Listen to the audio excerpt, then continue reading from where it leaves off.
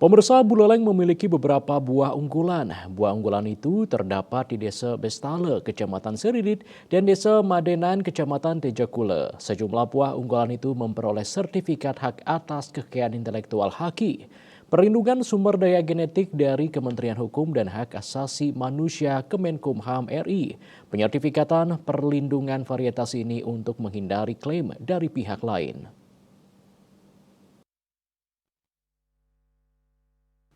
Kepala Bidang Hortikultura Dinas Pertanian Buleleng, Gede Subudi menjelaskan jenis buah unggulan di Buleleng kini telah mengantongi sertifikat hak kekayaan intelektual HKI Perlindungan Sumber Daya Genetik SDG.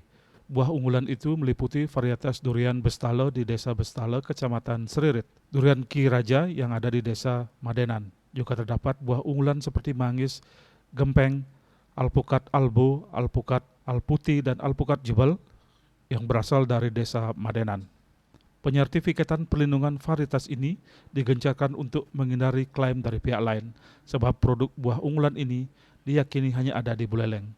Pengajuan sertifikasi perlindungan varietas ini berproses cukup panjang, sama halnya dengan pengajuan hak atas kekayaan intelektual HAKI jenis lainnya. Pengujiannya memerlukan pendataan lengkap, penelitian hingga pengujian DNA dari pohon yang bersangkutan.